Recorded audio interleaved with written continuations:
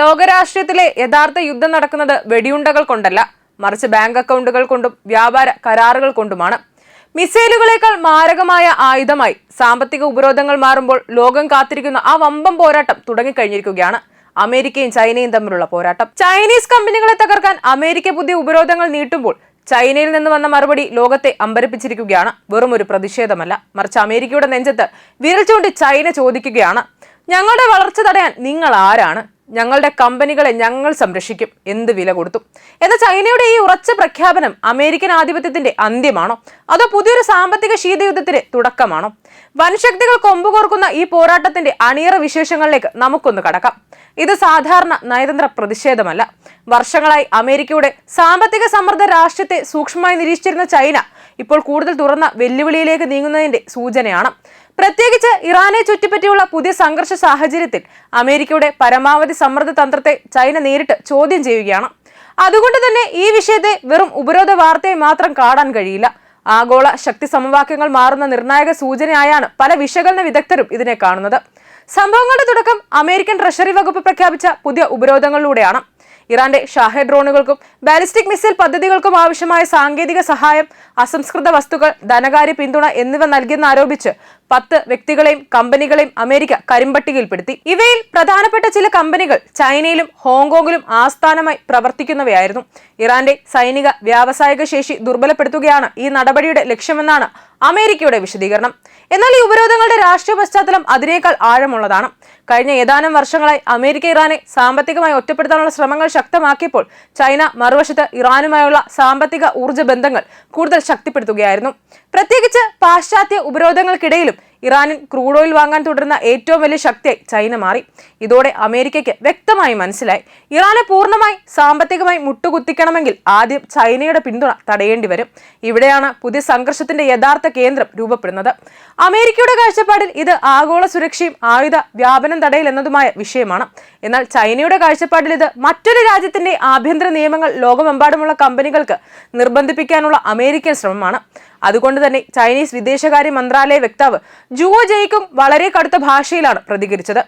Chinese കമ്പനികൾ നിയമങ്ങളും ചട്ടങ്ങളും പാലിച്ചാണ് പ്രവർത്തിക്കുന്നതെന്നും അവയുടെ നിയമപരമായ അവകാശങ്ങളും താൽപര്യങ്ങളും സംരക്ഷിക്കാൻ ചൈന പ്രതിജ്ഞാബദ്ധരാണെന്നും അദ്ദേഹം വ്യക്തമാക്കി.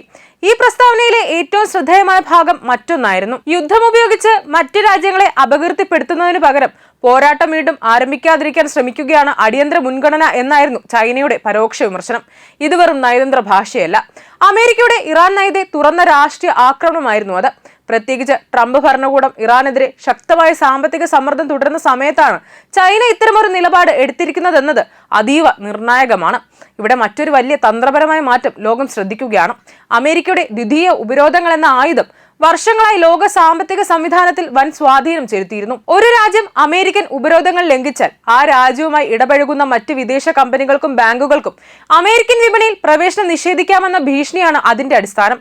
ഡോളർ കേന്ദ്രീകൃത ആഗോള സാമ്പത്തിക സംവിധാനത്തിൽ ഇത് അത്യന്തം ശക്തമായ ആയുധമായിരുന്നു. അതുകൊണ്ട് തന്നെ പല രാജ്യങ്ങളും അമേരിക്കൻ ഉപരോധങ്ങളെ എതിർത്തിരുന്നുവെങ്കിലും ഒടുവിൽ അവ പാലിക്കേണ്ടി വന്നിരുന്നു. എന്നാൽ ഇപ്പോൾ ചൈന ഈ സംവിധാനത്തെ തുറന്ന് വെല്ലുവിളിക്കുകയാണ്. പ്രത്യേകിച്ച് ഇറാനിയൻ എണ്ണ വാങ്ങുന്ന ചൈനീസ് റിഫൈനറുകൾക്കെതിരായ അമേരിക്കൻ ഉപരോധങ്ങൾക്ക് മറുപടിയായി ചൈന ആദ്യമായി ബ്ലോക്കിംഗ് ലോ എന്ന നിയമം നടപ്പിലാക്കിയത് വലിയ മാറ്റത്തിന്റെ സൂചനയായി കണക്കാക്കപ്പെടുന്നു. അമേരിക്കൻ ഉപരോധങ്ങൾ അനുസരിക്കരുതെന്ന് സ്വന്തം കമ്പനികളോട് സർക്കാർ നിർദ്ദേശിക്കുന്ന രീതിയിലുള്ള ഈ നിയമം ആഗോള സാമ്പത്തിക വ്യവസ്ഥയിൽ അമേരിക്കൻ മേൽക്കോയ്മയെ നേരിട്ട് ചോദ്യം ചെയ്യുന്ന നീക്കം തന്നെയാണ്. ഇതിന്റെ പിന്നിലെ സാമ്പത്തിക യാഥാർത്ഥ്യവും വളരെ നിർണായകമാണ്. ലോകത്തിലെ ഏറ്റവും വലിയ എണ്ണ ഇറക്കുമതിക്കാരനായ ചൈനയ്ക്ക് ഊർജ്ജ സുരക്ഷ ദേശീയ സുരക്ഷയുമായി തുല്യമാണ്. മിഡിൽ ഈസ്റ്റിൽ അനിശ്ചിതത്വം വർദ്ധിക്കുമ്പോൾ സ്ഥിരമായ എണ്ണ വിതരണ ശൃംഖല നിലനിർത്തുന്നത് ചൈനയ്ക്ക് അനിവാര്യമാണ്. അതുകൊണ്ടാണ് അമേരിക്കൻ സമ്മർദ്ദങ്ങൾക്കിടയിലും ചൈന ഇറാനുമായുള്ള ബന്ധം പൂർണ്ണമായി വിച്ഛേദിക്കാൻ തയ്യാറാകാത്തത്. അതേസമയം ഇറാനും ഈ സാഹചര്യത്തെ തന്ത്രപരമായി പ്രയോജനപ്പെടുത്തുകയാണ്. പാശ്ചാത്യ ഉപരോധങ്ങളിൽ നിന്ന് രക്ഷപ്പെടാൻ ചൈന, റഷ്യ, ഏഷ്യൻ രാജ്യങ്ങൾ എന്നിവയുമായി സാമ്പത്തിക ബന്ധങ്ങൾ ശക്തിപ്പെടുത്തുകയാണ് ഇറാൻ. പ്രത്യേകിച്ച് ചൈനയുമായുള്ള ദീർഘകാല ഊർജ്ജാടിസ്ഥാന സൗകര്യ കരാറുകൾ ഇറാനെ പൂർണ്ണമായ ഒറ്റപ്പെടുത്തലിൽ നിന്ന് രക്ഷപ്പെടുത്തി.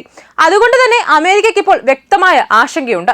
ഇറാനെതിരായ ഉപരോധ തന്ത്രം ഫലപ്രദമാകണമെങ്കിൽ ആദ്യം ചൈനയുടെ പിന്തുണ ദുർബലപ്പെടുത്തേണ്ടി വരും. ഇതെല്ലാം ചേർന്നപ്പോൾ രൂപപ്പെടുന്നത് വളരെ വലിയ ആഗോള ചിത്രം തന്നെയാണ്. ലോകം ക്രമേണ 2 സാമ്പത്തിക രാഷ്ട്രീയ ബ്ലോക്കുകളായി മാറുന്നുവെന്ന സൂചനകൾ ശക്തമാവുകയാണ്. ഒരു വശത്ത് അമേരിക്കയും പാശ്ചാത്യ സഖ്യകക്ഷികളും നയിക്കുന്ന ഉപരോധ സമ്മർദ്ദ രാഷ്ട്രീയം, മറുവശത്ത് അമേരിക്കൻ നിയന്ത്രണങ്ങളിൽ നിന്ന് സ്വതന്ത്രമായ സാമ്പത്തിക ശൃംഖലകൾ രൂപപ്പെടുത്താൻ ശ്രമിക്കുന്ന ചൈന, റഷ്യ, ഇറാൻ പോലുള്ള രാജ്യങ്ങൾ. ഇത് വെറും ഒരു സാമ്പത്തിക പോരാട്ടമല്ല, ആഗോള അധികാരത്തിന്റെ ഭാവിയെക്കുറിച്ചുള്ള യുദ്ധമാണ്. അമേരിക്ക ഇപ്പോഴും ഡോളറിന്റെയും ആഗോള ബാങ്കിംഗ് സംവിധാനത്തിന്റെയും ശക്തിയിൽ വിശ്വസിക്കുന്നു. എന്നാൽ ചൈനയുടെ കണക്കുകൂട്ടൽ മറ്റൊന്നാണ്. ലോക വ്യാപാരത്തിന്റെ കേന്ദ്രം ഏഷ്യയിലേക്ക് മാറുന്ന സാഹചര്യത്തിൽ അമേരിക്കയുടെ ഏകപക്ഷീയമായ സാമ്പത്തിക നിയന്ത്രണങ്ങൾ അനന്തമായി നിലനിൽക്കില്ല. അതുകൊണ്ടാണ് ഈ പുതിയ ഉപരോധ പ്രതിസന്ധി അതീവ നിർണായകമാകുന്നത്. ചൈന അമേരിക്കൻ സമ്മർദ്ദങ്ങൾക്ക് വഴങ്ങുമോ, അല്ലെങ്കിൽ സ്വന്തം സാമ്പത്തിക രാഷ്ട്രീയ ശക്തി ഉപയോഗിച്ച് ഒരു പുതിയ അന്താരാഷ്ട്ര ക്രമത്തിന് അടിത്തറ പാകുമോ? ഈ ചോദ്യങ്ങളുടെ ഉത്തരമാണ് അടുത്ത പതിറ്റാണ്ടിലെ ആഗോള ശക്തി സമവാക്യങ്ങൾ നിർണ്ണയിക്കുക. ഒരു കാര്യം മാത്രമെങ്കിലും ഇപ്പോൾ വ്യക്തമാണ്: ലോകം പഴയ ഏകധ്രുവ കാലഘട്ടത്തിൽ നിന്ന് പുറത്തേക്ക് നീങ്ങിക്കൊണ്ടിരിക്കുകയാണ്. അമേരിക്കയുടെ ഉപരോധങ്ങൾ ഒരു കാലത്ത് ലോകത്തെ ഭയപ്പെടുത്തിയിരുന്നു. എന്നാൽ ഇന്ന് ആദ്യമായ ഒരു മഹാശക്തി തുറന്നു പറയുകയാണ്: ഞങ്ങൾ വഴങ്ങില്ല. ആ വാക്കുകളുടെ പ്രതിധ്വനിയാണെന്ന് അമേരിക്കയും ചൈനയും ഇറാനെയും തമ്മിൽ ബന്ധിപ്പിക്കുന്ന പുതിയ ശീതയുദ്ധത്തിന്റെ യഥാർത്ഥ ശബ്ദം.